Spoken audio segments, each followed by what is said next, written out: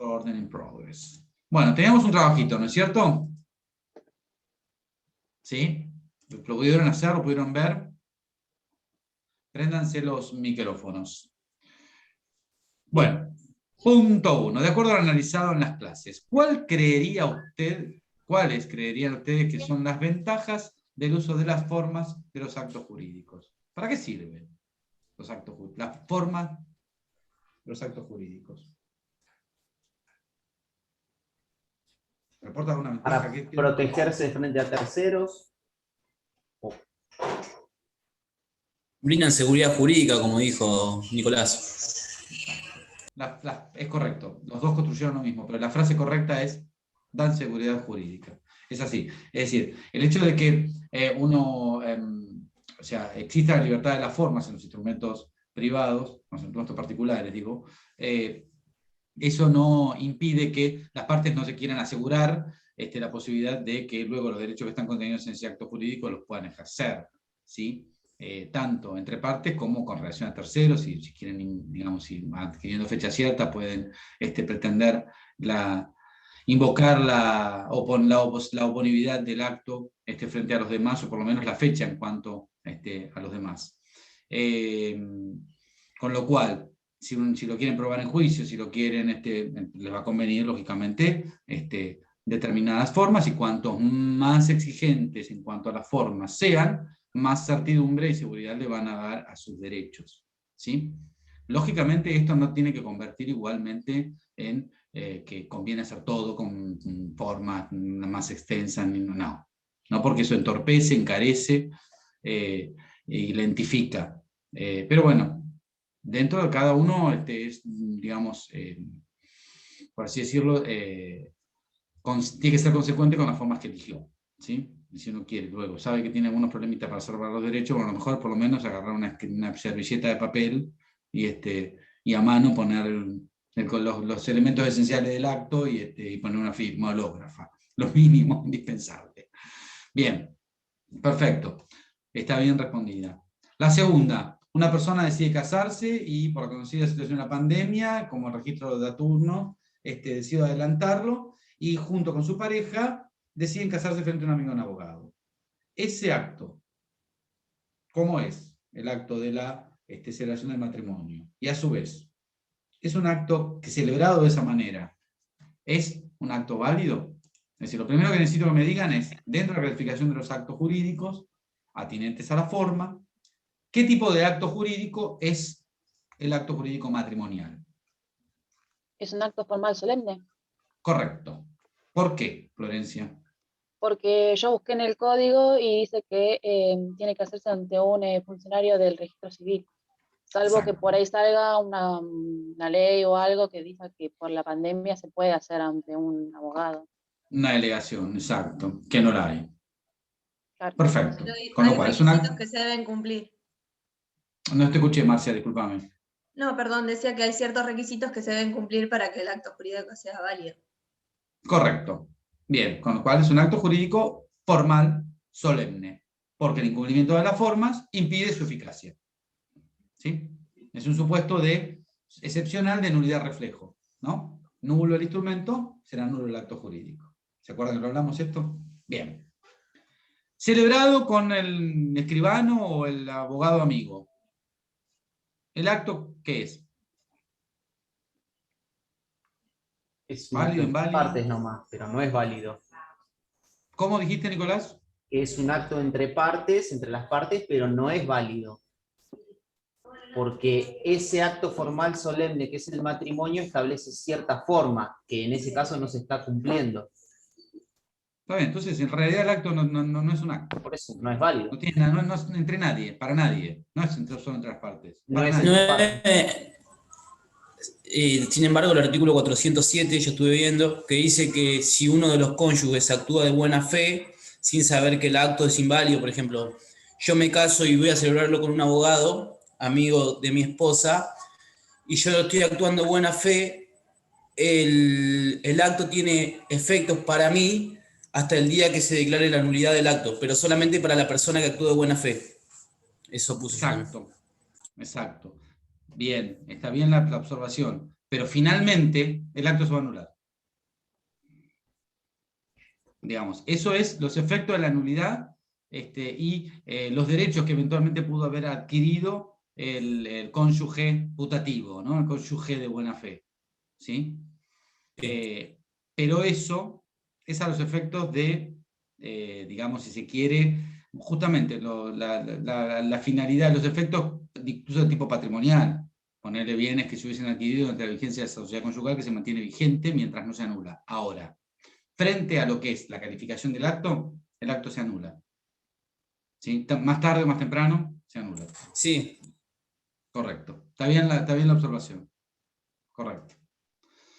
Marcela tiene una hija única y le quiere donar su casa. Redacta un instrumento privado en donde le manifiesta su voluntad de que sea la dueña.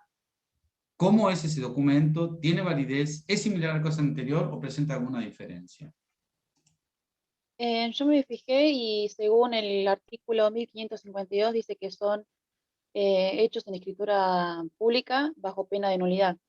Las cosas inmuebles, las cosas muebles registrables y las prestaciones periódicas o vitalicias. Entonces es bajo pena de nulidad, entonces si no lo hace por escritura pública, es nulo el acto. Correcto. Entonces es igual al anterior. Porque ¿Sí? es formal solemne. Con el código. Exacto. Bien. Correctamente respondido. Al momento de fallecer, Juan, viudo y sin hijos, el sobrino encuentra una carta en su casa en la que dice: querido sobrino, esta casa y todo lo que tengo es para vos. ¿Cuál sería el valor de ese instrumento?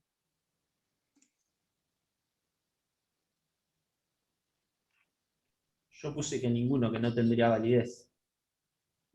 Porque no está ni firmado ni fechado Exacto. por el No testador. surge del caso que esté firmado o fechado, para arrancar. Con lo cual, no vale como testamento hológrafo. Y a su vez, un testamento tiene que tener un poquito más que eso, que es que instituir un heredero. Es decir, bueno, mi sobrino, te nombro mi heredero, te dejo todo lo que tengo. Digamos, una sola manifestación de te dejo mi casa con todo lo que hay adentro, no sé si es suficiente. ¿Sí? Pero bueno, era eso, que pensaran un poquito, buscaran, investigar, que es interesante. Vamos a el tema que nos convoca, que es la simulación, que es la unidad 27, ¿no? Esto está regulado, ustedes saben que la simulación, lo habrán visto ayer con la doctora Pérez, vieron la clasificación de los defectos, ¿no? De los vicios, del consentimiento, de la voluntad y los vicios del acto jurídico, ¿no? Los vicios del acto jurídico no recaen sobre los elementos internos de la voluntad, sino que recaen sobre la buena fe, ¿sí? La buena fe objetiva, la buena fe negocial. Esos defectos del acto son o la simulación, o el fraude, o la lesión. Y es de lo que vamos a empezar a hablar hoy. Hoy vamos a hablar de la simulación, que está contenida en el artículo 333 al artículo 337. Son 4 articulitos, pero me va a llevar 1 hora y media explicárselos.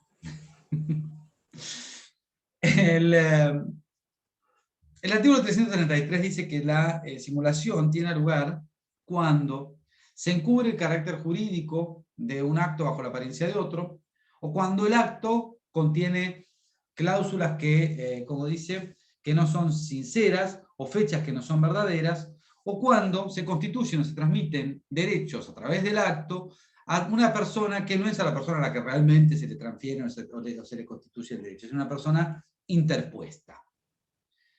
Este artículo tiene su fuente en el Código de Freitas, un jurista brasileño de la época de Vélez, es decir, del siglo XIX.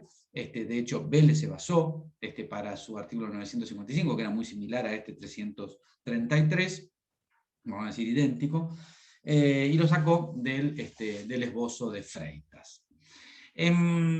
Si uno fuera al diccionario de la Real Academia Española y buscara la palabra simular o simulación, ¿ustedes se acuerdan de esa serie de Los Simuladores? Una serie vieja, pero que está en Netflix, y se las recomiendo porque es muy divertida, es argentina. Los simuladores, ¿qué es lo que hacían? ¿Alguien la vio la serie? Sí, obvio. Obvio, sí. Bueno, ¿qué hacían los Eh, simuladores? serie de culto. ¿Es serie de culto? Mirá, Simulaba. yo la vi en vivo, quiero que lo sepas. Para mí no era de culto, yo la vi en vivo. Bueno, Juan, escuchá, ¿qué hacían los simuladores? Hacían un operativo comando, simulando, actuando, Bueno, sí. operando como personas que no eran y encubriendo un caso, simulando un caso particular para engañar a otra persona y cumplir objetivos. No es moral, pero... No importa. Eso es lo que hacían los simuladores. Yo te pregunté qué hacían los simuladores. Perfecto. Bueno, el simular es eso, es aparentar una realidad que no es, o que es distinta del modo en el que se presenta. ¿Sí? Es pretender que algo es de una manera que en realidad no es, o que directamente no existe. ¿Sí? Eso es simular. Y el artículo se refiere justamente a eso, a aparentar algo que no es real, o algo que no existe. ¿Sí? Es decir, tiene siempre una finalidad de engaño, y el artículo no lo describe, digamos, no es que no lo describe, no hace una conceptualización del defecto, pero lo que sí hace es una definición de tipo descriptiva de supuestos que pueden encuadrar en simulación. Es una enumeración de tipo ejemplificativa, es decir, no es que simulación son solo los supuestos que están mencionados en el artículo 333, no, son supuestos similares a esos, donde se aparentan cláusulas que no son sinceras, donde se ponen elementos que no son verdaderos o que son directamente inexistentes. ¿Sí? Con lo cual, estamos frente a un acto que tiene un vicio, que es el vicio de simulación, ¿sí? Que a lo que va a autorizar es a que las partes del acto o que los terceros que se vean afectados por esa simulación, ya veremos en qué condiciones, puedan demandar la nulidad del acto.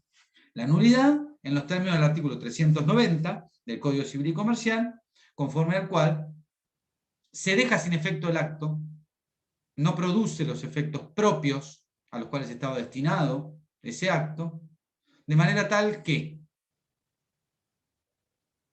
las partes deben comportarse y los terceros deben comportarse como si el acto nunca se hubiese otorgado. Todo vuelve al estado anterior, ¿sí? Al estado anterior de cosas de cuando el acto se otorgó. Y si el acto se ejecutó, es decir, las partes se hubiesen entregado las cosas o los bienes que estaban contenidos en ese acto jurídico, o los derechos, deben restituirse. La obligación de restitución es un efecto propio de la nulidad. La nulidad es una sanción, entonces, que priva al acto de los efectos propios y es una sanción de carácter legal. Lo establece la ley. Las partes no pueden crear nulidades.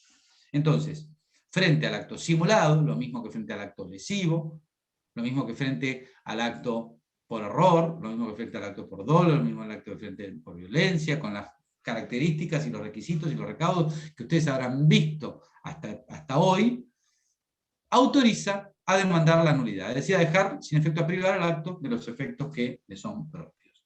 Profe, ¿Sí? entonces la nulidad, con lo que dijo, tendría efecto retroactivo en este Sí, caso, claro. Sí. porque vuelve las Si cosas las al estado partes se hubiesen anterior. otorgado, sí, al día que se otorgó. Fíjate cómo dice el artículo 390. Sí, porque lo estuve leyendo hoy y me quedó esa duda. La nulidad pronunciada por los jueces vuelve las cosas al mismo estado en que se encontraban antes del acto declarado nulo y obliga a las partes a restituirse lo que se hubiesen dado. Sí, claro, tiene efecto retroactivo. Y es un efecto propio. E incluso la restitución es un efecto propio de las nulidades. Se discutió bastante, lo vamos a ver la semana que viene, pero se discutió bastante en una época si era preciso demandar la restitución en forma específica cuando se demandaba la nulidad, y hoy en día, y lo dice claramente el artículo 390, ya no hay duda, si alguna duda cabía, es que la nulidad tiene como efecto propio la restitución en el caso de que las partes se hubiesen cumplido con ese acto. Sí, sí, no, me ¿Sí? quedó esa duda porque yo leyendo nulidad hoy me decía en el libro como que tenía todo tipo de efectos retroactivos porque volvía las cosas al estado anterior y futuro porque impide futuros efectos, el mismo acto. Exacto, exactamente. Sí, sí, impide que produzcan otros. O sea, igual, no quiero dar una No, clase de pero por eso, nulidades, pero me quedó esa digo, duda leyendo el igual código. igual te hago una última aclaración. Los efectos que se impiden y que se privan son los Son los efectos efectos propios, propios. los que quieren las partes, sí, sí. Es decir, aquella finalidad del 259, que las partes tuvieron en mira, es aquella causa fin objetiva, tipificada, que las partes tuvieron en mira al momento de celebrar el acto. Ese es el efecto que no se va a producir. Puede producir otros, que ya los vamos a ver. ¿Sí? Sí, sí. Gracias. Bien. No, por favor. Rivera dice algo así como que la simulación es el defecto de la buena fe, que digamos que ataca, hiere a los actos jurídicos, que consiste en una discordancia consciente de lo que las partes declaran de lo que realmente querían. Y a su vez, esa discordancia, esa diferencia entre lo declarado y la real intención, tiene una finalidad de engaño. La simulación, como nota tipificadora, pónganse un tip, tiene la finalidad de engañar, como hacían los simuladores de la serie. Engañar, ¿sí? De ese engaño puede resultar la lesión al orden jurídico o la violación o perjudicar a un tercero. O no. Puede resultar también inocua, ¿sí? Que no produzca ni la violación a la ley ni perjudique a terceros. Pero sea que la simulación sea ilícita, es decir, viole la ley o perjudique a terceros, o sea ilícita, es decir, sea inocua, en los dos casos igualmente siempre hay un ánimo de engaño. Siempre hay un ánimo de engaño. En términos generales, puede decirse que la simulación concurre, se presenta, cuando, por una parte, hay una creación de una apariencia, de una situación ostensible para el mundo, y por el otro lado, hay una situación que es la real, que es la disimulada, que es la correcta. Y esta diferencia entre la ostensible y la correcta es la nota típica de la simulación. Pero ojo, insisto en esto, no es que las partes declararon algo porque se equivocaron. No, las partes declararon algo diferente de lo que realmente querían porque ese es el meollo de la cuestión. Porque cuando uno tiene un acto simulado, un acto ostensible, un acto que aparenta, tiene también una situación o un acto que es real o disimulado u oculto.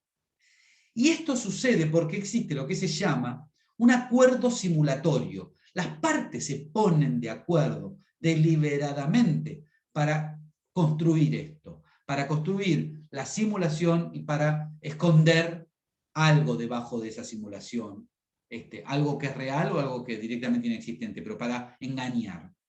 Existe este acuerdo simulatorio que consiste en no atribuir a ese acto los efectos que por su naturaleza podría producir. ¿Sí? La parte de común acuerdo crean esa apariencia externa porque lo que no quieren darle es los efectos propios al acto que realmente querían otorgar. O los efectos propios a una realidad que quieren ocultar. Si es que, ya veremos, depende del tipo de simulación. Ahora, ¿para qué simular? ¿Con qué finalidad voy a querer simular? Bueno, yo puedo querer simular porque quiero sustraer el acto jurídico que queremos celebrar a que se le aplique una determinada normativa, los efectos de una determinada ley. Puedo querer simular porque quiero evadir, perjudicar a otros, a terceros, a mis acreedores, evadiendo mis obligaciones, es decir, otorgando actos para sustraer bienes, para que no me puedan ejercer una ejecución, o para sustraerlo de la sociedad conyugal que tengo con mi cónyuge, o para sustraerlo de una sociedad, o lo que fuere, digamos, perjudicar a terceros o violar la ley directamente, es decir, que no se le aplique un régimen determinado. O bien, puedo también querer engañar, no porque quiera violar la ley ni quiera perjudicar a terceros, sino porque quiero protegerme, por ejemplo. Piensen ustedes en una persona que está harta de prestarle plata, porque tiene plata, porque es el rico de la familia, está harto de prestarle plata a los parientes, que por supuesto nunca se la devuelve. O está harto de salir de garantía, es decir, ser lo que llama vulgarmente garantía, es decir, ser fiador de obligaciones ajenas que no se cumplen y que él las tiene que terminar pagando. Está harto de esa situación. Entonces, ¿qué hace? Aparenta su quiebra, aparenta su insolvencia. Y le dice, me fundí, no tengo nada. No, bueno, ya no soy más solvente. ¿Sí? ¿Perjudica a alguien? No. ¿Viola la ley? Y aparentemente no. Solamente es inocua para los demás y para el ordenamiento jurídico. Solamente beneficia al autor. Entonces en ese caso es inocua, digamos, no hay problema. Lo mismo sucede si, por ejemplo, que es un caso del libro si yo soy un rico que tiene un hijo vago, que está muy... voy a decir una frase muy moderna, acostado sobre los laureles del patrimonio de su padre, y el padre lo que quiere es incentivarlo a que haga algo de su vida. Y la única manera que lo va a hacer es si le decimos, mirá, se me acabó la plata, tenés que salir a trabajar, tenés que salir a hacer algo de tu vida, porque se nos terminó. ¿Sí? No, bueno, y mirá, sí, estoy insolvente. Quedó insolvente. Entonces, ahí tampoco hay un perjuicio a nadie. ¿Sí? En cuyo caso, claramente eso es lícito, es decir, no hay una violación a ningún orden. ¿Cuáles son los elementos del acto simulado? Pero, profesor, ¿le puedo hacer una pregunta? Sí. Eso que usted dijo ahí, me declaro, no sé, en quiebra o no soy solvente, esa simulación, ¿haciéndola legal, digamos, o por el simple hecho de decirla? Porque si uno No, acá hace... estamos hablando de, estamos hablando de actos jurídicos, Nicolás. Y bueno, pero sería perjudicial para uno mismo. Porque, por ejemplo, si yo soy solvente, podría tomar créditos o demás. Y si estoy en proceso de quiebra, no. Es decir, me perjudico a mí mismo. Vamos a ponernos 2 minutos en una caja. La siguiente. La primera cuestión. Yo cuando digo quebrado es un término vulgar, no jurídico. Porque en realidad yo no podría quebrar, digamos, es contra la ley. Yo no puedo iniciar un juicio de quiebra simulado, ¿sí? Pues es una quiebra fraudulenta. Y eso está penado por la ley.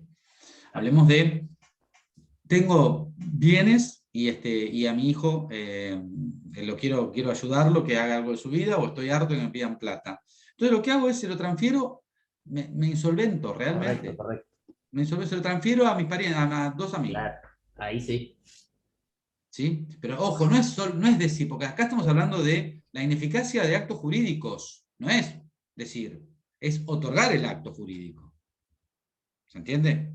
¿Bien? ¿Cuáles son los elementos de la simulación? Por un lado, tiene que existir esta contradicción entre la voluntad interna y la voluntad declarada. ¿Sí? Es decir, no la divergencia entre el elemento interno y la ostensibilidad es un elemento, digamos, es la nota característica.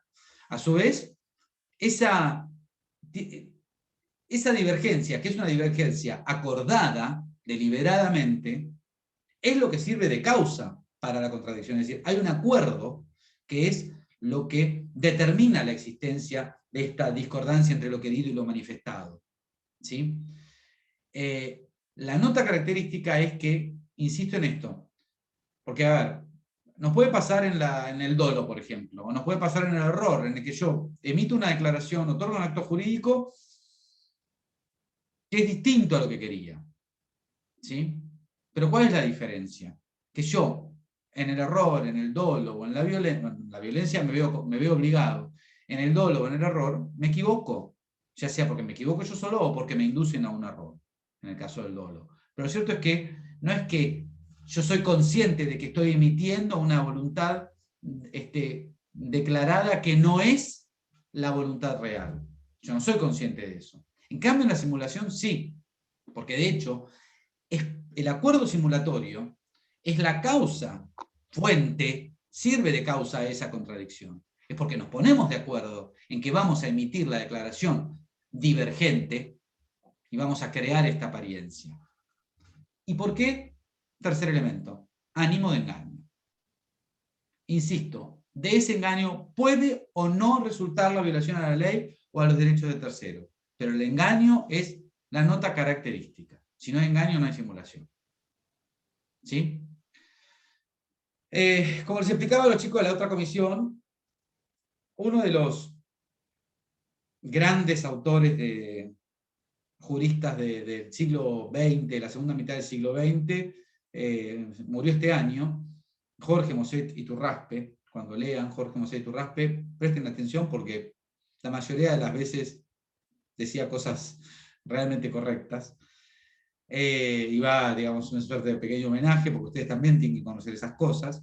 Jorge Moset Iturraspe tiene un pequeño tratadito sobre negocios jurídicos fraudulentos y simulados.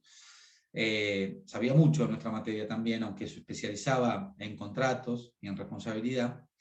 Y él decía que en realidad no hay dos voluntades. La nota característica no es que hay una voluntad declarada y una voluntad interna, sino que en realidad la voluntad es única, que se manifiesta en dos ámbitos de manera diferente. La voluntad es siempre la misma, es decir, la intención contenida en el acuerdo simulatorio, que es lo que le sirve de causa a esa contradicción. Pero en realidad, la voluntad es una que se manifiesta de una manera para los demás y de una manera para las partes internas. Con lo cual, no es tan importante salir a encontrar esta diferencia, sino que lo que importa es, en definitiva, el engaño. Es casi técnico ni académico, pero es una mirada diferente que es muy interesante. Mañana ustedes van a ver Fraude con la doctora Graciela Martín Vela. Ustedes van a ver mañana que el fraude, visto desde... El fraude es, vamos a arrancar por acá, les doy la idea. El fraude es un acto que está, perdón, el fraude a los acreedores, perdón, es un acto, me distraje porque me entró un mensaje y lo leí, perdón. El acto en fraude a los acreedores es un acto que también está viciado justamente por el fraude, en virtud del cual una persona lo que hace es otorgar un acto que implica la disposición de un derecho o bien la abdicación o la renuncia de un derecho. Es decir, es un acto en virtud del cual salen bienes del patrimonio o impide que entren bienes en el patrimonio.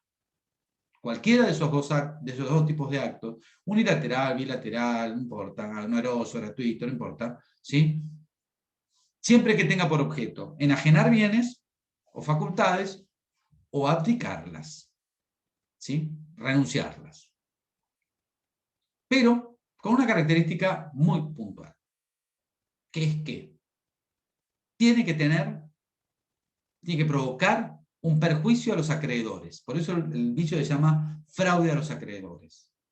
¿Y a través de qué?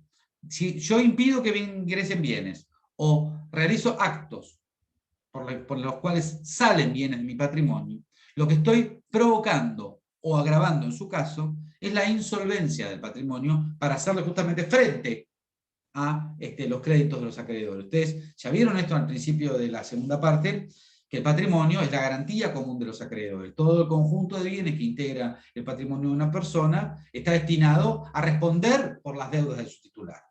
Entonces, si el titular otorga actos que impiden el ingreso de nuevos bienes, que impiden el ingreso de nuevos derechos, o otorga actos que salen bienes o salen derechos o facultades de su patrimonio, y esto provoca o agrava la insolvencia que ya tenía, está produciéndole un perjuicio al acreedor. ¿Sí? Porque no va a tener bienes de donde poder hacerse de la prestación debida. Jorge Moset Iturraspe dice que el acto en fraude es un acto, lo califica de una manera muy sencilla, y dice, es el acto en definitiva que obstaculiza o impide la prestación debida, es decir, dificulta que el acreedor pueda hacerse de la prestación debida. ¿Sí? ¿Cuál es la diferencia entre el fraude y la simulación? La diferencia fundamental es que ese acto de transmisión, que puede verse en ambos vicios, es decir, yo puedo ver un acto de transmisión o de renuncia, tanto en una simulación como en un fraude. La diferencia es que en el fraude del acreedor, el acto es un acto real, es un acto que se otorga. Si ahí dice, Juan le vendió a Pedro la pava porque la tengo al lado, por 1.000 pesos, eso sucedió. Juan le dio la plata y Pedro le dio la pava. ¿Sí? ¿Qué es lo que pasa en una simulación?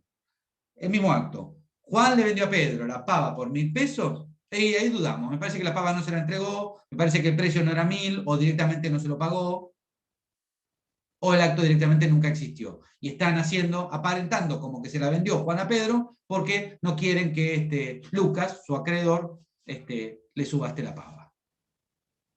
La diferencia es esa. Es que el acto simulado es un acto que engaña, que no es real. En cambio, el acto en fraude a los acreedores es un acto que ocurre, es un acto real. Y esto, además, luego como que se canaliza en el tipo de causal de ineficacia a la que va a verse afectado. Es decir, van a ver el martes que cuando hablamos de ineficacia, en términos generales, de lo que estamos hablando es de situaciones en las que un acto no puede producir los efectos propios, por alguna circunstancia, por algún defecto, por alguna cuestión. ¿Sí? Digamos, a contrario, se predica la eficacia de un acto cuando puede producir sus efectos propios. Ergo, un acto no es eficaz, es ineficaz cuando no puede producir sus efectos propios. Hay dos causales de ineficacia en la ley: la nulidad o la inoponibilidad. La nulidad es mucho más abarcativa que la inoponibilidad, porque la nulidad deja sin efecto al acto para todos, para las partes y para los terceros, para todos, ¿sí? Con las limitaciones que ya veremos la semana que viene. En cambio, la Profe, inoponibilidad... Sí. sí, perdón. En el fraude el acto es válido, solamente que solamente se puede hacer la acción de inoponibilidad para los acreedores. En cambio, en la simulación es un acto aparente, no tiene validez como si. Claro, exacto, porque en realidad a eso iba con la inoponibilidad. Cuando hablamos de inoponibilidad, en materia de como causal de ineficacia para el acto en fraude del acreedor, por ejemplo, lo que estamos diciendo es que esa imposibilidad o privación de los efectos propios del acto no opera respecto de las partes. Para las partes el acto, como bien dijo Florencia, es válido. Para quien no va a producir los efectos propios, esto de transmisión, es para el acreedor que inició la acción de revocatoria, cuyo efecto es la inoponibilidad, y obtiene en su beneficio la sentencia a su favor. ¿Esto qué significa? Que si yo le vendo a Nicolás mi casa, ¿sí? En fraude a un crédito que tengo con Juan Martín. Y Juan Martín, porque este acto ha provocado o agravado mi insolvencia e impide que pueda hacerse de su crédito, puede hacer que, pues yo ya no tengo otros bienes para responder frente a la deuda, inicia esta acción de revocatoria pauliana, la gana, ¿sí? Porque Nicolás y yo somos cómplices. Nicolás sabe que yo estaba vendiendo esto para insolventarme, ¿sí? Y perjudicar a acreedores.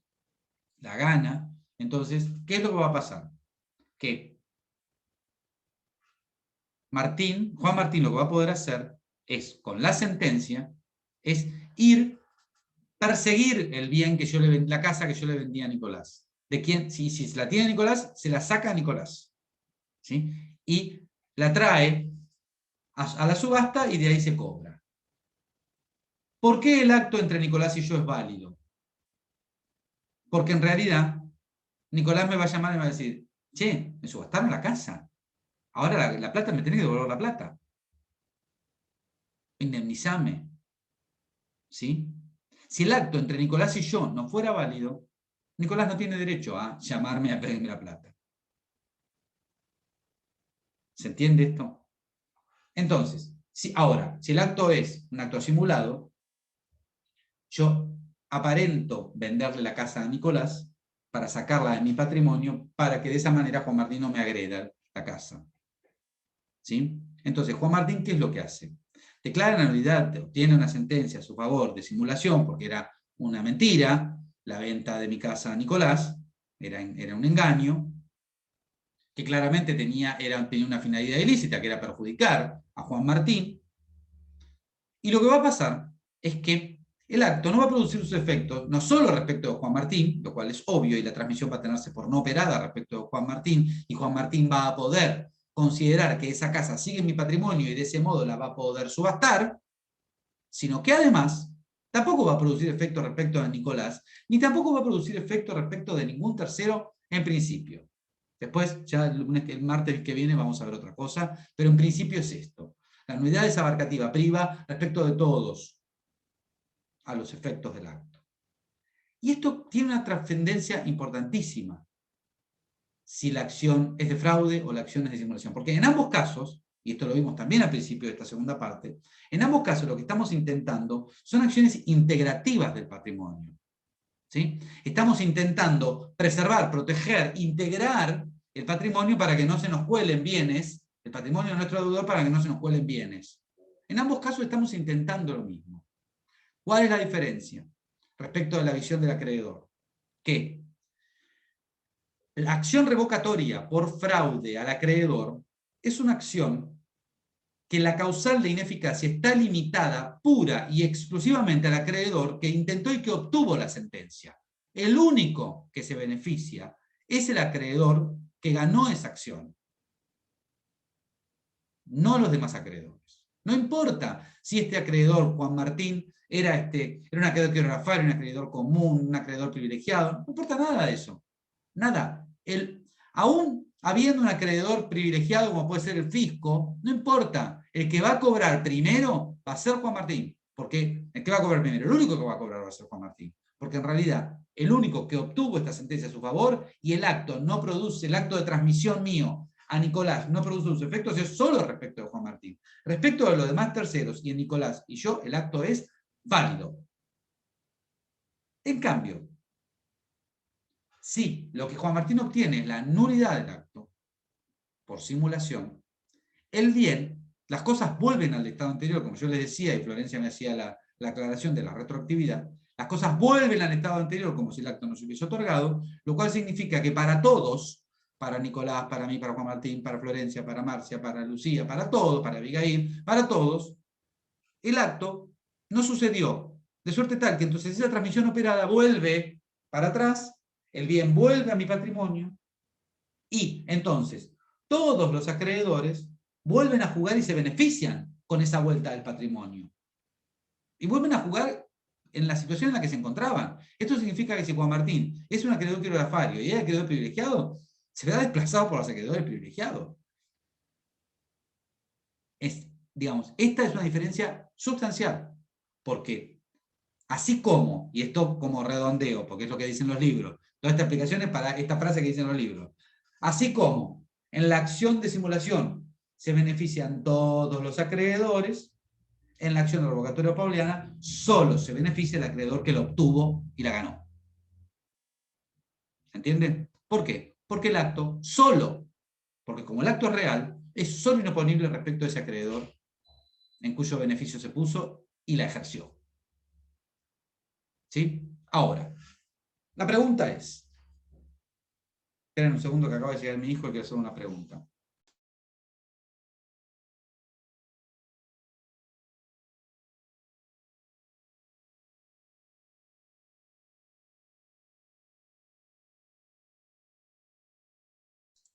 Perdón, estaba viniendo mi hijo del club, quería preguntar cómo le había ido.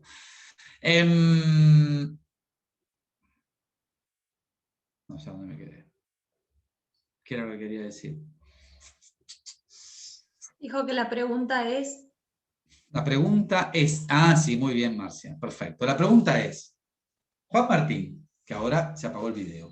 Juan Martín, como tercero ajeno a mi contrato con Nicolás, ¿sabe si el acto es fraude o si el acto es simulado? ¿Tiene muchas posibilidades de saberlo? Y yo diría que no.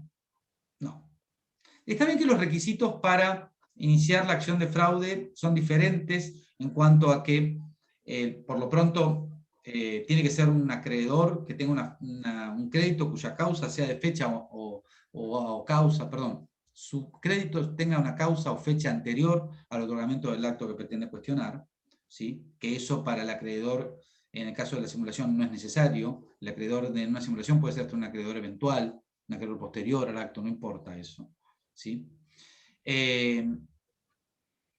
Si reúne los requisitos para iniciar ambas acciones, existe acá un supuesto muy particular de acumulación de acciones que la ley permite, que es que el acreedor, Juan Martín, se presenta ante el juez y le dice: Miguel, Lucas es mi deudor, yo lo acredito de esta manera. Aparece una compraventa a favor de Nicolás. Yo la verdad que no sé si esta compraventa es real o es ficticia. Lo cierto es que a mí me perjudica, porque provoca o agrava la insolvencia de Lucas y yo no lo puedo cobrar. Y era la garantía de mi crédito. Entonces, vengo a demandar la nulidad o la inoponibilidad, lo que se puede aprobar en este expediente. Besitos, cacho. Esa es la demanda. Se produce toda la prueba, llega la sentencia. ¿Qué es lo que va a hacer el juez? Si hay alguna causal de ineficacia, sea que se haya aprobado el fraude, sea que se haya aprobado la simulación, va a dictar la sentencia pertinente. Es un supuesto muy particular digamos, de principio de congruencia. No sé si vieron algo de procesal ya ustedes, de principio de congruencia flow, digamos. En el derecho privado, los jueces tienen que fallar conforme a lo que se les presenta, ¿sí? El juez no puede inventar en una sentencia hechos ni derechos invocados, no. Aún salvo que esté violado el orden público, que esa es otra situación, el juez no puede, si Marcia viene a mí a demandarme 1.000 pesos y resulta que el cheque que yo le debo a Marcia es de 15.000 pesos, no puede decir, no, la sentencia es de por 15.000 pesos, porque Marcia vino a demandar 1.000. Se tiene que limitar, o sea, tiene que ser congruente, tiene que limitarse a lo que le piden, ¿sí? Una consulta. Si fuera el caso, no sé si puede pasar, que yo voy y denuncio que, por ejemplo, un fraude. Y resulta que el juez define que no hay fraude, pero sí hay una simulación. Eso puede pasar y el juez lo puede hacer, bueno, decirte, No, bueno, acá hay no que hay demandar fraude, las dos cosas en forma, hay que acumular las acciones. pero si yo no demando la simulación, nadie lo hace. No es congruente.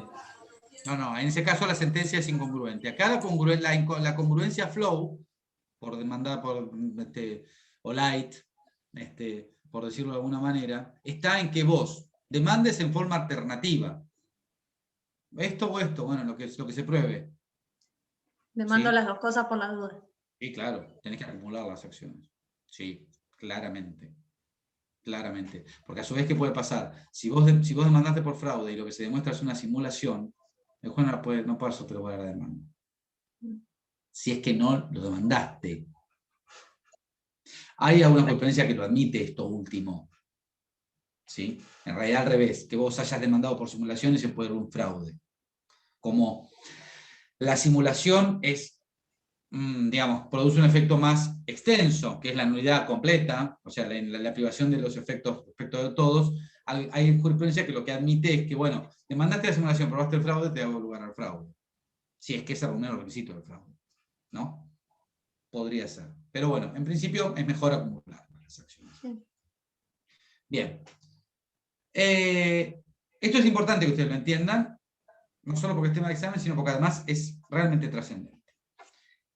El artículo 333 que estamos comentando, del cual todavía no hemos salido, y fíjense que llevamos ya 40 minutos de clase, hace como les dije, una descripción del vicio de simulación de tipo ejemplificativa. ¿Sí? Va diciendo cosas situaciones en las que se pueden pensar que estamos frente a una simulación. Esas descripciones que hace el artículo 333 son lo que se llaman las formas de la simulación, tal como está pedido en el programa. La simulación puede recaer sobre la naturaleza del acto, es una de las formas, puede recaer sobre alguno de sus elementos, como por ejemplo el precio, o la fecha, o bien respecto de los sujetos que intervienen en el acto, en cuyo caso estaremos frente a un supuesto de interposición de personas. Fíjese cómo lo dice el artículo. La simulación tiene lugar cuando se encubre el carácter jurídico de un acto bajo la apariencia de otra, es decir, la simulación sobre la naturaleza del acto jurídico, o bien cuando el acto contiene cláusulas que no son sinceras o fechas que no son verdaderas, es decir, sobre los elementos, o bien cuando se constituyen o se transmiten derechos a personas interpuestas. ¿Sí? Cuando hablamos de la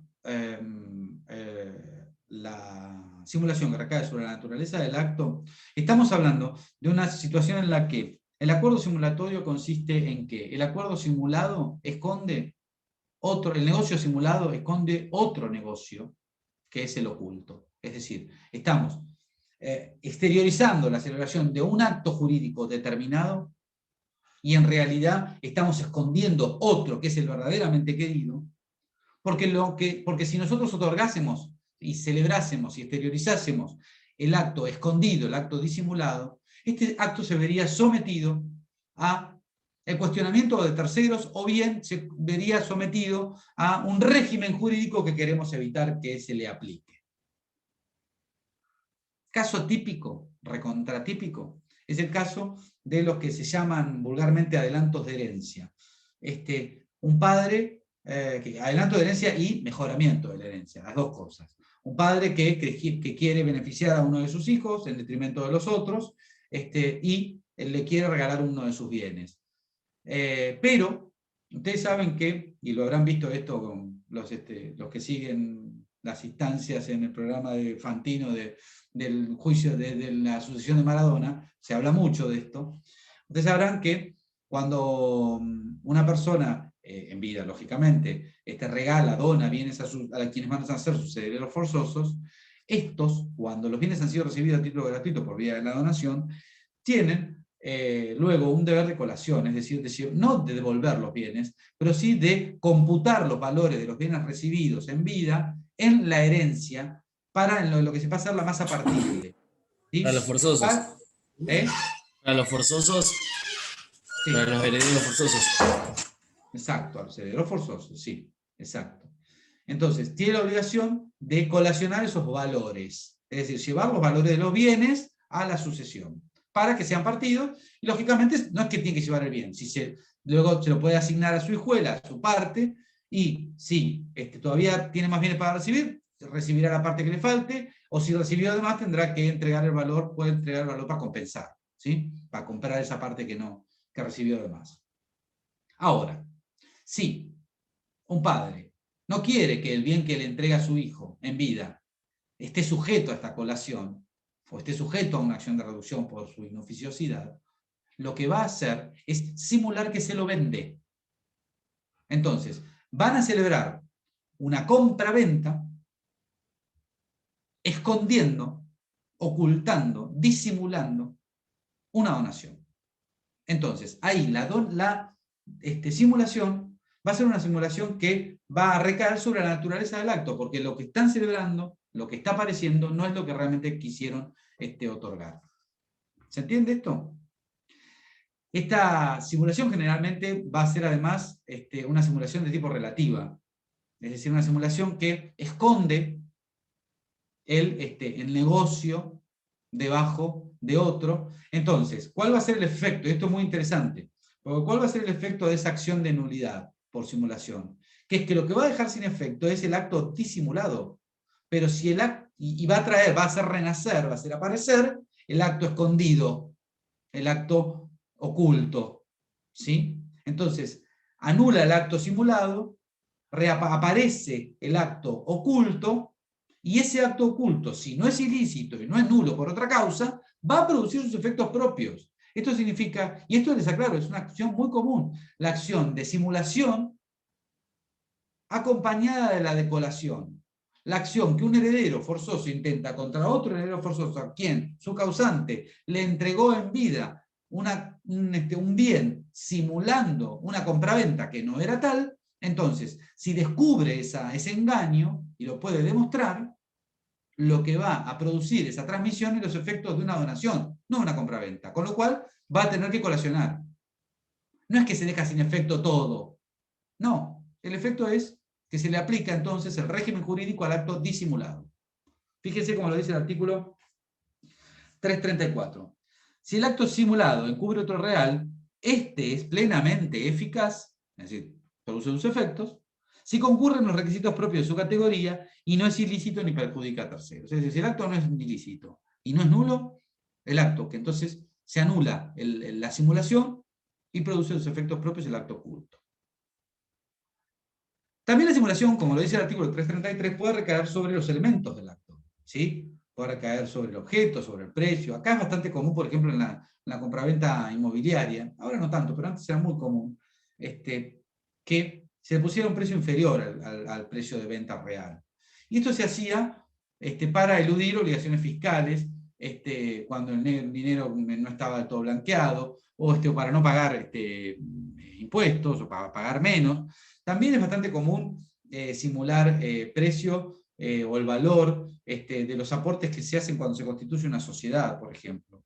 Sí, es muy común esto de simular, Juan Pérez aporta 1.000 pesos para la formación de la sociedad y no le aporta nada.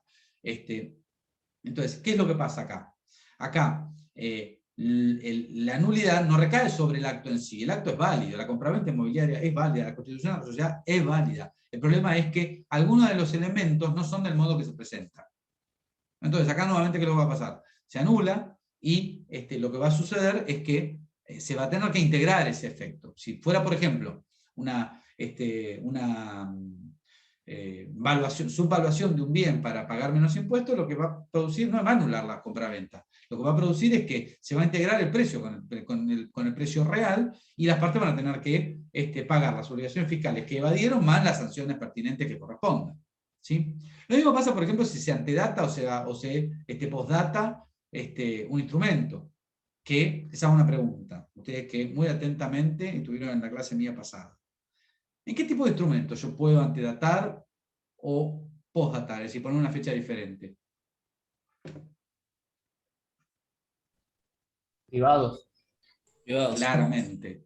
Claramente en un instrumento privado. En un instrumento público jamás podría hacerlo. Bien, yo antedato o postdato algo. Bien, no hay problema. En un instrumento privado no hay ningún problema. ¿Es una simulación? Sí, claramente. ¿Y con qué hago? Con la finalidad de engañar. Si perjudico a tercero, bueno, será ilícita y ahí veremos. Piensen, qué sé yo, una persona que tiene 17 años, 11 meses y 26 días, y quiere disponer de un bien de su patrimonio. Le ponen 4 días después al instrumento privado y es acto válido. ¿Sí? Eso no habría problema si es que no perjudica a alguien.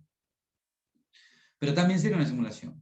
Y después se da el caso muy particular que yo les había prometido subir el otro día un fallo que no se lo subí porque quería explicarles esto bien con precisión, que es el supuesto de la interposición de personas. El artículo termina diciendo que también es un supuesto de simulación cuando se transfieren o se constituyen derechos a personas que no son las reales, que son personas interpuestas. Es lo que burdamente se llama el testaferro, que habrán escuchado hablar 1000 veces. Y lamentablemente en este país, con los políticos que tenemos, es bastante común escuchar hablar del testaferro del senador, del presidente, del intendente. Es bastante común, lamentablemente. ¿Qué es lo que está pasando acá? Hay simulación cuando se constituyen o se transmiten derechos a una persona que no es aquella a la que están destinada a transmitirse o constituirse los derechos. Con lo cual, la discordancia entre la voluntad declarada y la voluntad real está relativa a la persona destinataria a quien se le constituye no se transmite el derecho. Hasta ahí lo entendemos. El punto es que la jurisprudencia mayoritaria y los autores y la doctrina en general lo que ha sostenido es que se da el caso de simulación cuando se interpone una persona siempre que todos los que intervienen en el acto supieran de la interposición de la persona. Es decir, si yo le vendo mi casa aparece una escritura de compraventa de mi casa a favor de Nicolás, pero en realidad a quien estamos transmitiendo realmente es a Juan Martín, ¿sí? Y yo esto lo sé, hay un supuesto de simulación por interposición de personas, se da el supuesto de testaferro. ¿sí?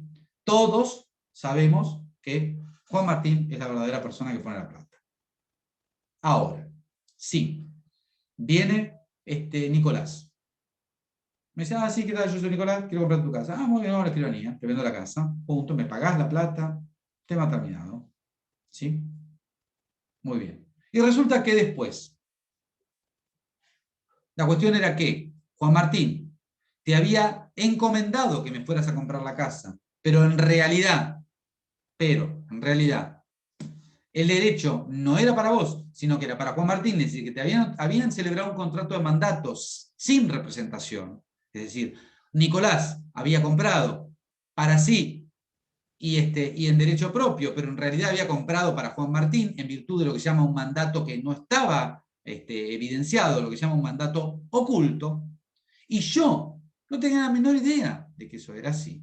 Entonces, ahí no hay simulación, porque no hay interposición de persona. Lo que hay es una relación de mandato existente entre Juan Martín y Nicolás. Juan Martín lo mandó a Nicolás a comprarme la casa, para que después Juan Martín se la entregue, para que después Nicolás se la diera a Juan Martín. Entonces, en ese caso, no hay simulación. Esto puede pasar muchas veces porque yo no se la quiero vender a Juan Martín, por ejemplo, porque no me cae bien. Entonces lo manda Nicolás y me dice, en realidad me engañan, sí, pero a mí me parece que no hay posibilidad. Ahí puede haber un vicio de la voluntad en todo caso, pero no hay simulación. Si me pueden haber engañado, hacer una acción dolosa para conseguir la ejecución del acto, pero no hay simulación. ¿Se entiende? Les voy a subir el fallo que el otro día le conté un poquito, porque vincula dos temas de esta materia. Es un fallo cortito, debe tener unas 6 o 7 hojas de la Cámara de acá de Apelación en la sala segunda, reciente, de hace 15 días, 10. En el que, más que nada para que lo entiendan, no porque no es objeto de estudio, es solo para que comprendan un poco. Vincula el tema del acto del acto indirecto con el tema del mandato oculto y la no existencia de una simulación. El caso era, no sé si se acuerdan, se los conté por arriba el otro día, el caso era el siguiente. 2 personas en España, 2 amigos en España, un español y un argentino. El argentino se vuelve a vivir a la Argentina. Cuando viene a la Argentina, compra una casa acá en la calle Chile. ¿Sí? En septiembre de un año, no me acuerdo de qué año. A los 3 o 4 meses, va, compra para sí, su nombre, nada, una compraventa común y silvestre de Juan a Pedro, punto. A los 3 o 4 meses, Juan, argentino, va a la misma escribanía en la que había otorgado la escritura alternativa de dominio y se hace certificar un instrumento privado en el que dice, que lo titula declaración jurada, y dice, yo, Julio, no, ¿cómo se llamaba el tipo? Bueno, Juan de los Palotes, declaro que cuando compré esa casa, hace 2 meses atrás, la compré en realidad en representación de mi amigo español, que en realidad cuando me vine a la Argentina, me traje la plata, porque él quería hacer unas inversiones acá en la Argentina, y esa casa es de él. Cuando él me lo pida, yo me voy a ver obligado a otorgar la escritura traslativa de dominio a su favor. Punto.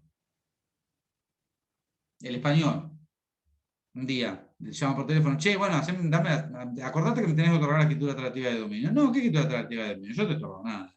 Entonces él le hace un juicio de escrituración, de cumplimiento de contrato. ¿Cuál es el contrato que pretende cumplir? Esa declaración jurada en la que manifestaba esa declaración unilateral, ¿sí? Recepticia, en la que manifestaba que la casa era del amigo español, del fulano español. Bien. Cuando contesta la demanda, ¿qué es lo que dice el demandado? No, esto no es así. Yo les voy a contar cómo es la historia, dice. Él me prestó la plata. Esta casa nunca fue de él. Él me prestó la plata en virtud de un contrato de mutuo y yo se la pagué. Lo que pasa es que antes de pagársela, para garantizarse, como no habíamos con él, no tenía ninguna garantía para que yo le devolviera la plata, él para garantizarse me pidió si yo no hacía un instrumento en el que en todo caso de que yo no le pagase, de que él por lo menos se pudiera hacer de la casa. ¿Sí? Pudiera recurrir ante un juez a hacerse de la casa, que es la garantía del mutuo que me prestó. Pero yo la plata se la devolví. Así que acá este juicio, esta acción hay que rechazarla. Es un juicio de cumplimiento de contrato, pura y exclusivamente. ¿Sí? No hay una acción de nulidad. No hay una acción de nulidad porque no hay una interposición de personas, porque el que le vendió, el fulano que le vendió a este, tiene la menor idea de toda esta situación, ni de que le hubiese prestado plata o de que viniera con plata ajena a comprar en nombre de otro. Eso, con lo cual, no está cuestionada por simulación la compraventa. El punto es resolver si se trata de un negocio indirecto, de garantía, en el que se otorga esta garantía con una finalidad distinta a la propia, a la causa fin objetiva que surge de ese negocio, o si se trata de un mandato oculto incumplido. Es decir, el que vino acá a comprar con dinero ajeno, lo que ahora está haciendo es no cumplir con el mandato, que era, me tenés que entregar la casa cuando yo te lo pida. ¿Se entiende la diferencia? ¿Qué es lo que resolvió la Cámara? La Cámara lo que resolvió es, mire, parece un mandato oculto, pero también parece un negocio jurídico indirecto. El punto es que, sea un mandato oculto o sea un negocio jurídico indirecto, en ambos supuestos, el derecho del actor, del español, está cabalmente probado, porque en realidad acá hay un dato que no fue demostrado, que es que el demandado dijo yo le pagué, y no está el recibo. No demostró que le había pagado. Entonces, la versión que él traía, que es esto es un negocio jurídico indirecto, no fue demostrada, finalmente. O si fue demostrada, o aún siendo demostrada, no trajo el elemento extintivo de los efectos de ese negocio, que era el recibo. Desconocido que le pagó, chao, no ha terminado. Clean caja, ¿qué es lo que hizo la Cámara? Mire, sea a título de ejercicio del mandato, sea a título de una acción frustrada por un negocio, perdón, una acción en virtud de un negocio jurídico indirecto frustrado, lo cierto es que acá el derecho del actor está cabalmente demostrado. Escritúrese la casa a nombre del español. ¿Se entiende? Es un fallito muy interesante, cuya autoría me pertenece. Por eso es interesante. No, yo trabajé con el juez ahí. Bien. Bueno. ¿Estamos hasta acá, chicos? ¿Me entienden? ¿Sí? Bien. Clasificación de los actos simulados. La simulación puede ser absoluta o relativa, puede ser lícita o ilícita, completa o parcial. Esas son las tres clasificaciones. Absoluta, relativa, lícita o ilícita, completa o parcial. Vamos a la más fácil, completa o parcial, según que recaiga sobre el acto en su totalidad o sobre alguno de los elementos, algunos elementos específicos del acto, y que al anular la sinceridad de esos elementos, el acto se siga manteniendo, aunque sea preciso integrar. ¿Sí? En ese caso, la nulidad es parcial. Si no, es completa, punto. Abarca todo el acto y se ejerce en efecto su totalidad del acto. Esa no es tan difícil de entender. La que es un poquito más complicada es la de absoluta y relativa, que en un punto ya la expliqué. La simulación relativa, y no confundan con nulidad relativa, estamos hablando de simulación relativa, es aquella simulación en la que, una vez que se despeja la insinceridad del acto simulado, encontramos debajo un acto que es real. ¿Sí? Encontramos un acto que es real. Es el caso, por ejemplo, de que yo les mencionaba, de la compraventa que disfraza una donación. En realidad, ¿cuál es el efecto? Despejada, anulada el acto simulado, que es esa donación, encontramos un acto que es real. ¿Sí? Lo que yo ya mencionaba. Y producirá sus efectos en la medida que no sea ilícito o no sea nulo. Punto. Lo mismo sucedería si fuera una cláusula que no es completamente real. Como por ejemplo la insinceridad con relación al precio. ¿Sí? En ese caso existe un precio, que es el ocultado. Bueno, entonces producirá sus efectos propios, incrementándose y pagando las obligaciones fiscales y sanciones que se hubiesen eludido. ¿Sí? En cambio, en la simulación absoluta se produce una cosa diferente, que es que una vez que uno anula el acto simulado, debajo no hay nada real. No hay nada que se escondía. Lo que se escondía era la nada misma, ¿sí? Era solo apariencia. La simulación, el acuerdo simulatorio, era solo aparentar que se había otorgado un acto. Pero una vez que se anula ese acto, debajo de ese acto no hay nada. Es el caso de que veníamos hablando del ejemplo que yo le decía, bueno, yo aparento insolventarme. En realidad, una vez que se anula esa apariencia, ese acto de apariencia que provocaba la insolvencia, es decir, esa compraventa, por ejemplo, si se anula ese acto de compraventa, ¿qué es lo que va a producir? Nada, porque debajo de ese no hay nada oculto de eso. Lo que está oculto es la apariencia misma. Entonces lo que va a producir es que el bien vuelva a mi patrimonio. Punto, tema terminado. ¿Se entiende? Bien. Son supuestos de simulación relativa, la simulación relativa típica, esto es el negocio ostensible que esconde un negocio distinto, la simulación relativa que afecta a algunos de los elementos, como hablábamos, de la fecha, del precio, ¿sí? O también el supuesto de interposición de personas de testaferro también es un supuesto de nulidad, perdón, de simulación relativa en cuanto a la persona. La otra distinción, y esta es muy importante porque tiene efectos prácticos trascendentes, es la que resuelve entre simulación ilícita o simulación lícita. El artículo 334, en definitiva, lo que dice es que la simulación es lícita, es inocua, cuando no es reprobada por la ley, si cuando no viola la ley o cuando no perjudica los derechos de tercero. A la inversa, la simulación es ilícita o cuando viola la ley o cuando perjudica los derechos de terceros. Hasta ahí, académico, si se quiere. Pero en realidad, esto tiene una finalidad práctica muy importante, y es muy importante que ustedes esto lo entiendan porque ustedes no saben la cantidad de errores que hay sustentado en la no comprensión, en errores judiciales, de acciones sustentados en la no comprensión de esto que les voy a contar, que parece una pavada, pero no lo es. Denme un segundo y volvemos.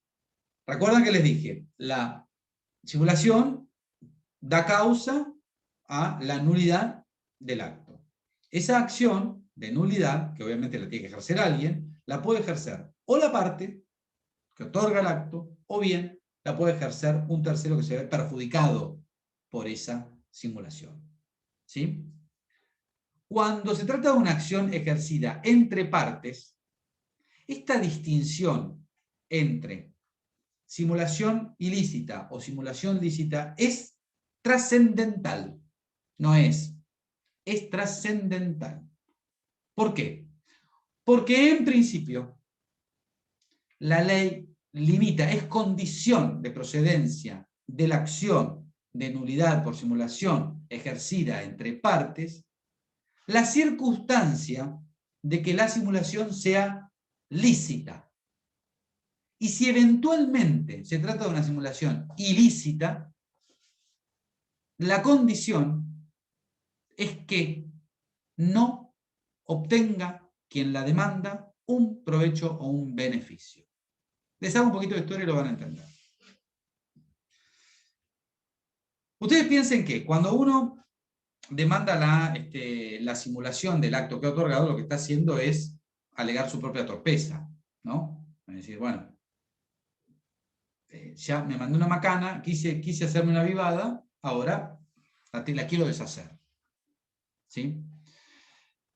Sobre esta idea de que nadie puede alegar su propia torpeza, es que los códigos decisionómicos, es decir, los códigos del siglo XIX, no permitían la acción entre partes cuando se trataba de una acción ilícita. Cuando se trataba de una simulación lícita, sí, no había problema, porque no perjudicaba a nadie. Ahora, lo que se decía respecto a la simulación ilícita es, bueno, ahora no pretendas deshacer esto que hiciste. Vos no tenés acción para esto, porque estás alegando tu propia torpeza.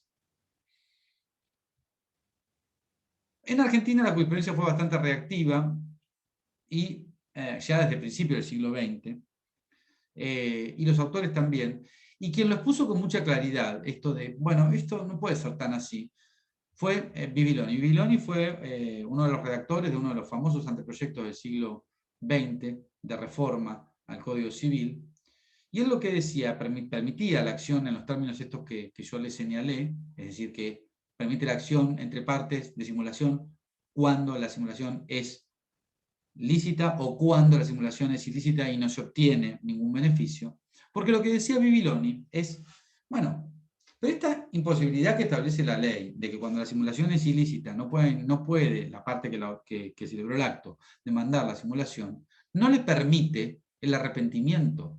Es decir, esa persona que se mandó la macana de otorgar una ficción para perjudicar a un tercero o violar la ley, resulta que, porque el principio de que no puede alegar su propia torpeza, la ley no le está permitiendo arrepentirse y subsanar ese perjuicio que había ocasionado.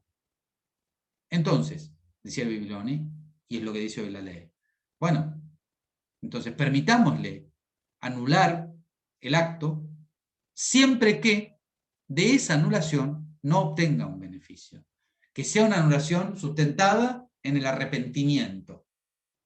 ¿Sí? Por eso es que la ley dice, con total claridad en el artículo 335, dice, los que otorgan un acto simulado, ilícito o perjudica a terceros, no pueden ejercer acción alguna el uno contra el otro sobre la simulación, excepto que las partes no puedan obtener beneficio alguno de las resultas del ejercicio de la acción de simulación. Es decir, excepto que se arrepientan.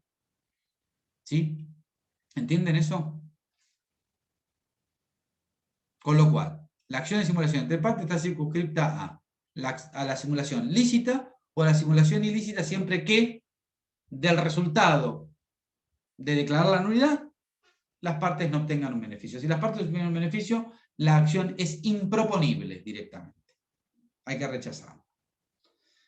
La acción entre partes además tiene una característica muy particular en cuanto a lo que es la prueba, que es la segunda parte del artículo 335, que dice que debe probarse a través del agregado del contradocumento. El contradocumento es un instrumento privado o público que está destinado a, en principio, a permanecer oculto, que es el que evidencia la verdadera milanesa, es decir, el que evidencia cuál es la verdadera intención de las partes, es lo que evidencia, lo que demuestra el acuerdo simulatorio, ¿sí?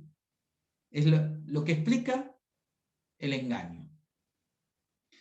Es condición de procedencia de la acción, cuando es ejercida entre partes, que se traiga el contradocumento. No obstante, y siguiendo la jurisprudencia, se fue remarcando diferente también atemperamientos de esa regla, y a lo que se siguió fue que el artículo mismo dice que, bueno, es condición, hay que traer el contradocumento, no se prueba sino con el contradocumento, porque ustedes tienen que pensar, digamos, el fundamento de esto, y ustedes tienen que pensar que quien se arrepiente tiene que tener razones valederas, y a su vez, porque digamos, uno está intentando borrar con el codo lo que ha escrito con la mano cuando inicia una acción de simulación respecto a un acto que otorgó.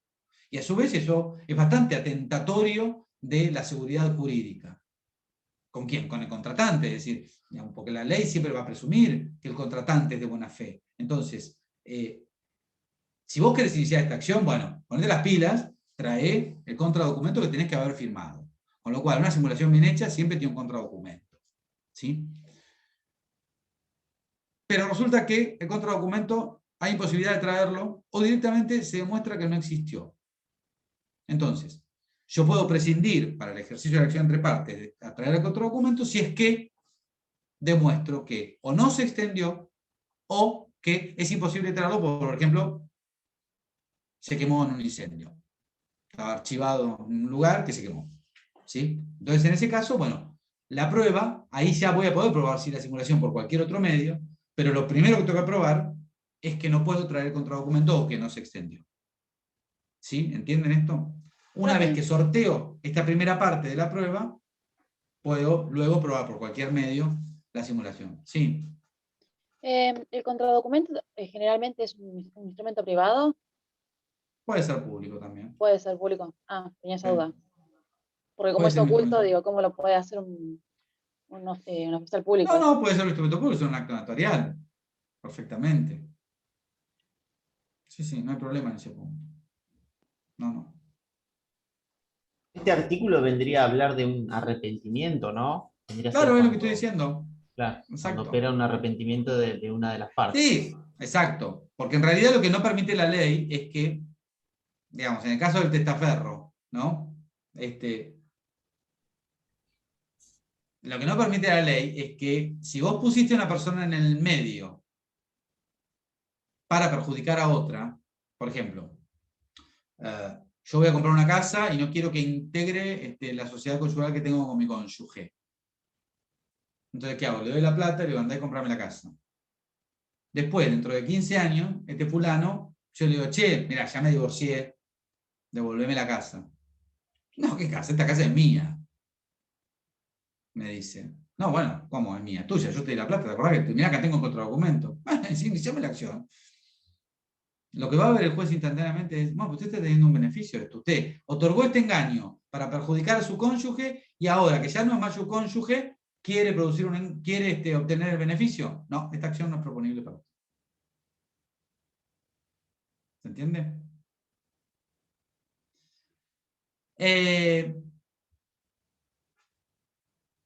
También la acción la pueden iniciar los terceros, que va a ser lo más normal. Les aclaro, ¿eh?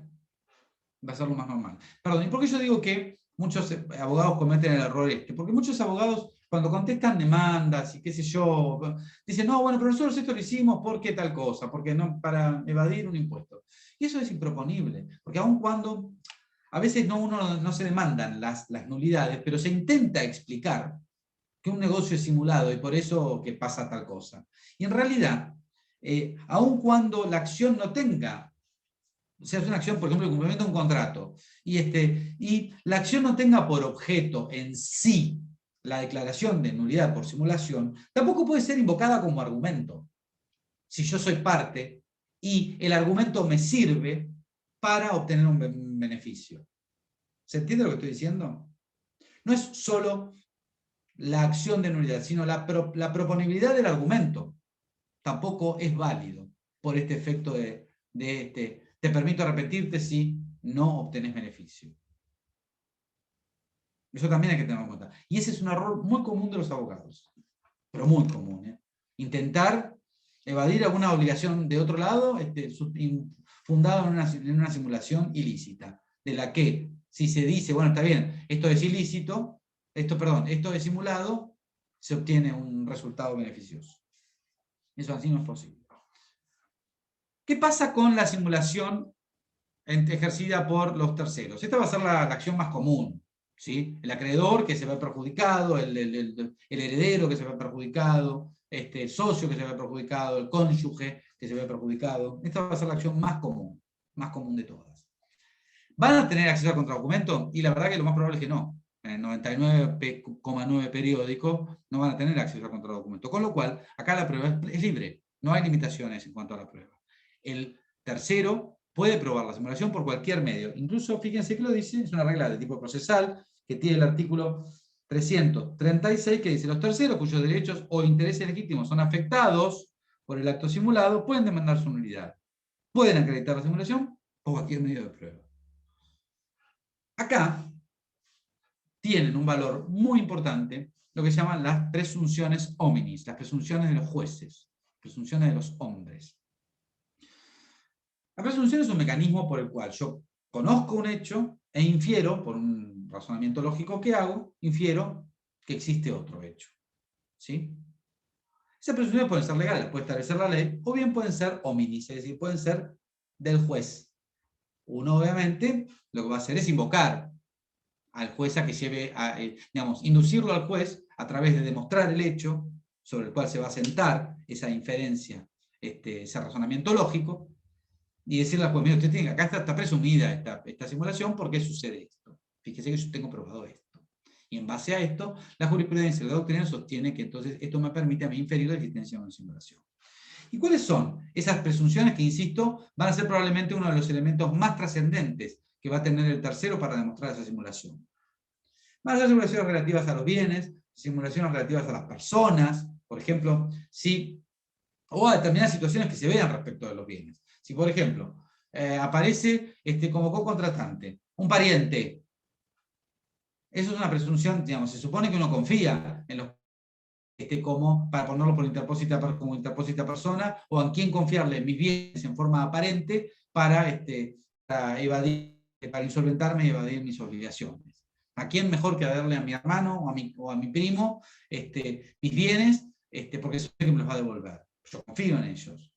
Resulta que justamente esa confianza es lo que la jurisprudencia y la doctrina entiende que es una presunción que juega en contra de la validez del acto, es decir, que juega a favor del tercero que intenta esta acción de simulación. Lo mismo pasa si quien cobra, quien adquiere, si es pariente ni les cuento, si además es un pariente insolvente, es decir, que no tiene dinero para comprarme esto, con más razón aún, yo demuestro que se trata de una persona que no tiene cuenta bancaria, que no trabaja, o que es un monotributista muerto de hambre y no tiene cómo acreditar cómo se hizo este dinero, cómo no recibió una herencia, no nada. Bueno, ahí tengo también otra presunción. Hoy, por ejemplo, presunción con relación a bienes, es decir, los bienes siguen en poder del anterior titular, a través de otro título, ¿sí? Es decir, esto es muy común hacer lo siguiente, miren. Yo fui abogado de banco bastante tiempo y hacía estas maldades. Cuando nos imaginábamos que había una simulación, lo que hacíamos era, pedíamos un mandamiento de constatación, íbamos con un oficial de justicia a la casa, golpeábamos la puerta. ¿Quién vive acá? ¿Quién es usted? Yo soy Juan Pérez. Ah, muy bien. ¿Y a título de qué vive acá? Yo soy Juan Pérez que le alquilé la casa a Lucas Trobo. O Lucas Trobo me la presta en virtud de este contrato de comodato que acá tengo para exhibir. Ah, muy bien, perfecto. Y nos íbamos. Resultaba que Juan Pérez y Lucas Trobo, Juan Pérez había sido el dueño de esa casa y se le había vendido a Lucas Trobo. Entonces, esa presunción de continuar habitando una casa que he vendido es también una presunción que juega en contra de la validez de ese negocio. ¿Se entiende esto? ¿Sí? La simulación entonces tiene por fin declarar la nulidad. Se declara la nulidad y dependerá del tipo de simulación cuáles son los efectos que se van a producir. Si la simulación es absoluta, las cosas vuelven al estado anterior. Si la simulación es relativa, va a producir sus efectos propios el acto disimulado o escondido. Ahora, yo le dije que es una sanción de nulidad. La sanción de nulidad no solo abarca a las partes, sino a todos los terceros por regla. ¿Sí? Por regla. Entonces puede suceder que yo le haya transferido mi casa a Nicolás, ficticiamente, Nicolás se la haya transferido a Florencia, y Marcia sea mi acreedora, que demanda la nulidad del acto. Si uno va a la pureza del sistema, tendría que decir que la nulidad los comprende a todos, y Florencia también, porque es subadquirente del adquirente, o sea, acreedor del adquirente, como lo quieran llamar, si es un tercero del tercero, también va a verse afectada por esta nulidad, con lo cual Florencia va a tener que restituir también la casa, pese a ser el subadquirente. Pero, ¿qué es lo que dice el artículo 337? Bueno, ojo, esto va a suceder siempre que Florencia, que es la subadquirente, hubiese adquirido de Nicolás a título gratuito, sin importar si sabía o no sabía de nuestro tongo, de nuestro engaño. Sí, recibió a título gratuito. ¿Y por qué les parece a ustedes que Florencia va a tener que restituir si recibió a título gratuito, aún ignorando la simulación? Porque no fue un acto oneroso, no es que hubo una contraprestación. Ahí está, muy bien. Si es a ¿Esto qué título significa? oneroso y actué de buena fe, no tengo por qué devolver Está la bien, cosa. pero pará, pero eso sería la otra cuestión. Porque no es un auto que tiene contraprestación, es decir, que a vos, en realidad, lo que perdés es una ventaja que obtuviste, pero no perdés nada más que lo que obtuviste. Es decir, para vos fue un acto gratuito. Recibiste, te regalaron, devolvé lo que te regalaron. No pagaste nada, no perdés plata. Por eso es que no importa si vos sos de buena o de mala fe, Florencia. Lo único que importa es que seas a título gratuito. Esto es un sistema genérico, siempre pasa igual. Todos los actos a título gratuito son esencialmente revocables. Porque para el dueño de ese derecho adquirido a título gratuito, no hay perjuicio, más que perder una ventaja que obtuvo. ¿Sí? Ahora, si Florencia hice a título oneroso, lo que yo tengo que demostrar, lo que Marcia va a tener que demostrar para que poder hacerse del bien, para traerlo a mi patrimonio y poder ejecutarlo, es decir, para poder ejercer esa acción res persecutoria, lo que va a tener que demostrar es que Florencia es de mala fe. ¿Esto qué significa? Que Florencia sabe, era cómplice o supo, no siendo cómplice del engaño, supo del engaño, que había sido otorgado para perjudicar a los acreedores de Lucas. Es decir, que Nicolás, cuando se lo venda, se lo paga. Florencia va y le compra la casa. ¿Sí? Pero dice, no, si vos sabés que esto fue una macana que nos mandamos con Lucas, fue porque en realidad Lucas le debía plata a medio Mar del Plata, entonces lo que hizo fue esto. Entonces ahora, en realidad, vos me das la plata a Florencia y yo se la doy a Lucas. Porque finalmente decidió deshacerse de la casa. Entonces, Florencia, ¿qué pasa? Florencia no es de buena fe. Florencia sabe. ¿Sí? Sabe. Aun cuando no sea cómplice, pero sabe.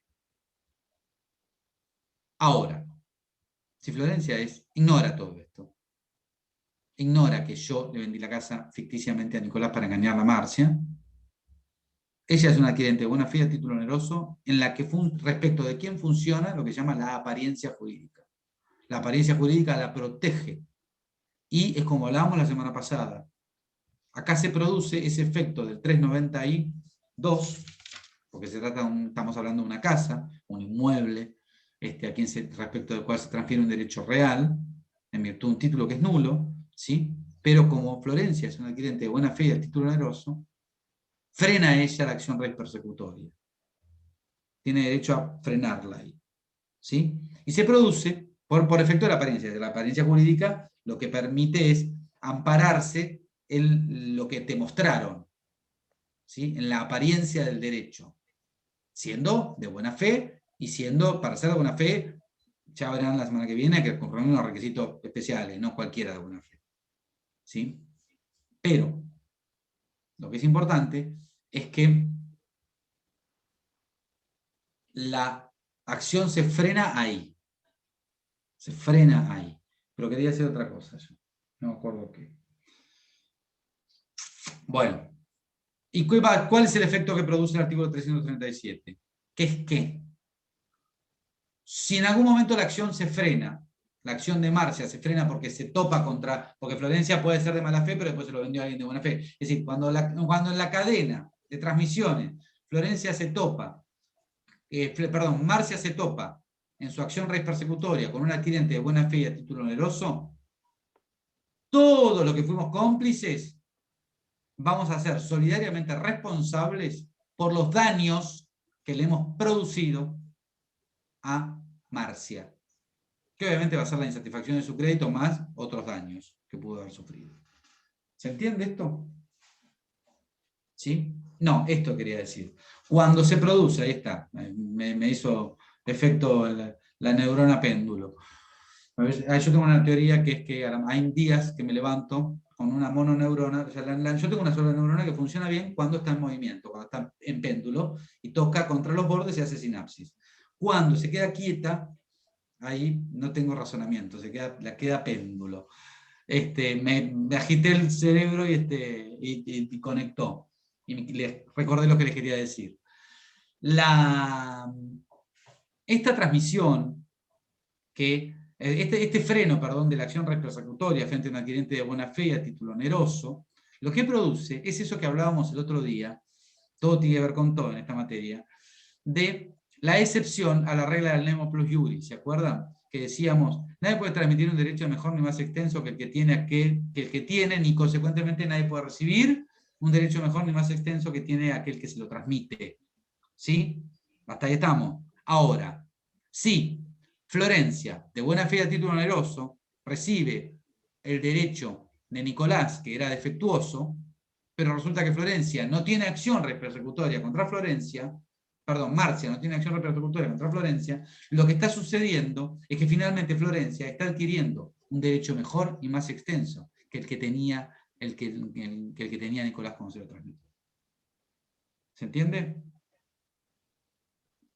Porque el que tenía Entonces Nicolás tengo que era responder nulo. también, ¿no? Florencia no. Florencia no responde. No. Bueno.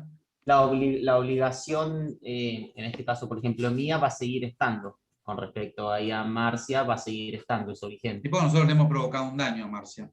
Ya Claro. ella no va a poder obtener o sea, los efectos de restitución normales de la nulidad ya se frenan. Ya no puede obtener la restitución de la cosa. Pero sí eso se convierte en un daño. El no poder hacerse de la cosa para subastarla y cobrarse de ahí se conforma en un daño. Con lo cual nosotros tenemos que responder con otros bienes. Claro. Es decir, que hay tres supuestos: a título gratuito, a título oneroso, de buena o mala fe. Exacto. Exactamente. ¿Alguna pregunta? Uno de los temas más lindos por lo menos son los temas que a mí más me gustan. Así como la semana pasada les di un tema inmundo, esta semana les di uno lindo. Perdón, profe. En la última Sí. parte del artículo 317 dice que el contrato de buena fe y a título gratuito con el deudor responde en la medida de su enriquecimiento. Por eso tenía esa duda. Claro, si es a título gratuito, puede pagar. Claro. Puede pagar la cosa. El enriquecimiento es pagar la cosa. Puede frenar esa acción de restitución, es decir, puede quedarse con la cosa pagándola. ¿Sí? Listo. Lo mismo que el intermedio, en el caso del digamos, fraude. de la cadena, si yo quiero pagar, freno la devolución de ella. Claro, lógico. Eso por Claro. supuesto. Exacto. Bueno, niños, les dejo, porque aparte vamos a hacer una aclaración a esto. La nulidad es una nulidad relativa que afecta solo derechos de terceros, con lo cual se puede subsanar. ¿Sí? Es confirmable. ¿Sí? Profesor, ¿le puedo hacer una pregunta? No, Sí, no lo es que el quiera. tema. Lo que quiera. No, le quería consultar a quién le podemos pedir para subir las clases estas que están grabadas, porque en el campus ¿No la no están. suben? ¿No están? No las de este año, están las del año anterior, pero quisiera estas que está dando usted, pues están con otros profesores. Yo pensé, la verdad que no había prestado atención, pensé que las estaban subiendo. Porque las suben, no las subimos al campus, están en el canal de YouTube del Centro de Estudios. Porque del parcial anterior están, pero ahora no. ¿las subieron las del parcial anterior?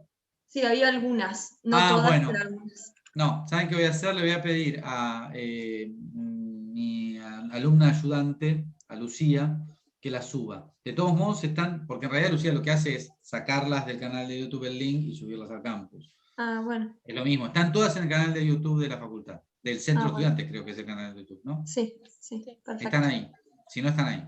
Bueno, perfecto, gracias. Bueno, nos vemos el martes o el miércoles, depende de si me voy o no de viaje, y depende de eso también el día que hacemos la clase de repaso. Chao. Profe. Gracias.